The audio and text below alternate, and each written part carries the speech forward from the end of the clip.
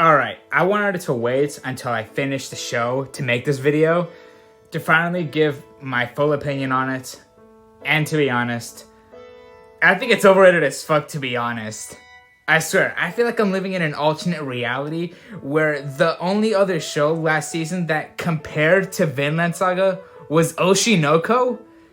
Seriously, are we watching the same show? Because I mean, it's good, it's alright.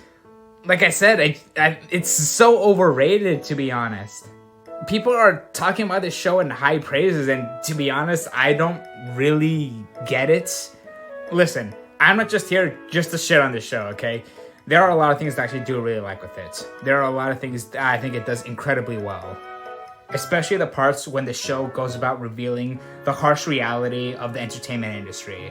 How it shows you the ugly truth about like every single side from like social media, cancel culture, actors, child actors, how they are treated like in and out of the industry. I feel like all that stuff was like very like eye-opening for me because I never really thought about that stuff myself. And that's why those are the parts that I really did enjoy. I love it how even the show went into talking about online content creators. How the show pretty much goes into a deep dive explaining how to grow on a platform, retain an audience, how to handle criticism good and bad, how not to react to cancel culture and to make an apology video. The show really just opened my eyes to a lot of different things that I never really gave two shits about when it came to show business. But the thing is, like all the things that I really enjoy about the show kind of came later on in the show. And in the beginning, not gonna lie, it kind of was like a bit of a slog to get through because I just didn't really care about Aqua's storyline, like at all. Obviously, I was hyped up for the show, and after I watched basically like that movie-long first episode, yeah, I was hooked. I wanted to see where the show kind of goes forward. But when it then went to Ruby and Aqua as a protagonist, my interest it just dropped like a whole lot. Now let me get into why I don't really like this show very much. First of all, what the hell is with the whole reborn isekai protagonist shit that goes on?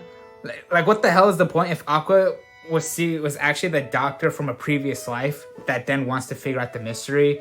Like, this almost serves absolutely no purpose. Like, Aqua is just a beta Walmart discount version of Light Yagami. Like, he tries so hard to be like this ace detective trying to figure out the murder of his favorite Oshi. I just don't like it.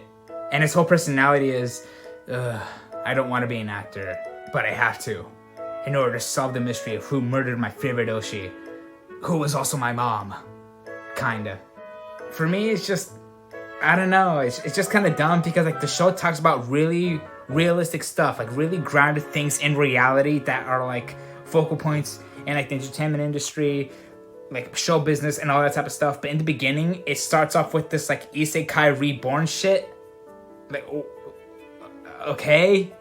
If the show just focused about Ruby's journey becoming an idol, first starting off getting employed by Starray Productions, going to that high school for child actors, recruiting new members for Bikomachi, and pretty much just like going step by step into her journey of becoming an idol, then yeah, I would actually very much like it.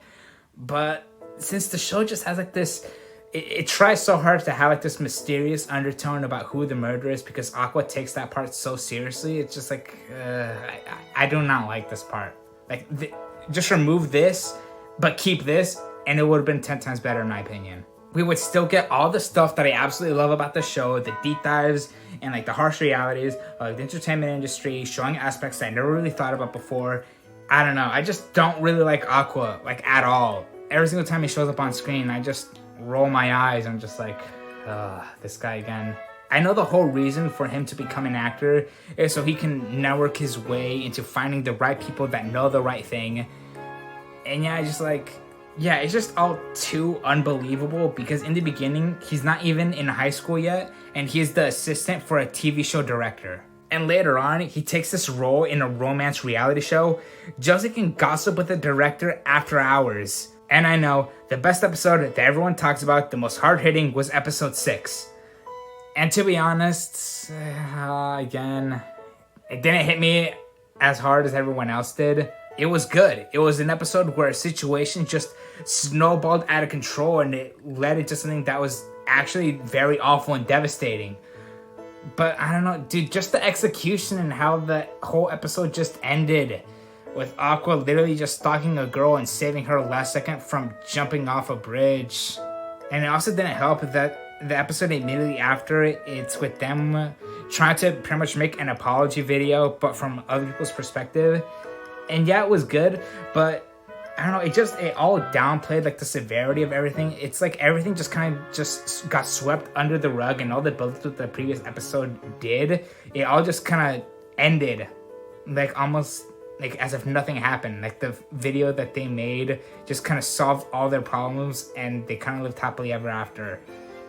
And also like the girl that we're supposed to feel sad about, it also kind of really did not help that the episode kind of just ends with her kind of obsessing over this other girl, which for me it's like she's kind of doing the exact same thing that people were doing to her.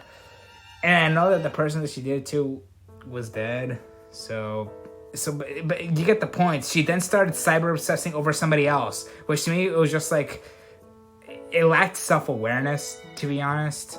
This last thing isn't really much of a criticism, it's just more of a tiny little nitpick. I noticed like after episode 3, that same song always plays at the end of each episode. That very upbeat, very like energetic type song. And it was always in the back of my head that no matter how dark or sad or even depressing the episode kind of got, I always thought the show was just going to end on a happy note because that same song would always just play. All in all, I still think this show is very overrated. Like I said, there are a lot of things I like with it, but there's also a lot of things I really don't like with it. Is the show trash? Yes. Is it a bad show? No. Anyway, those are my thoughts. Thanks for watching.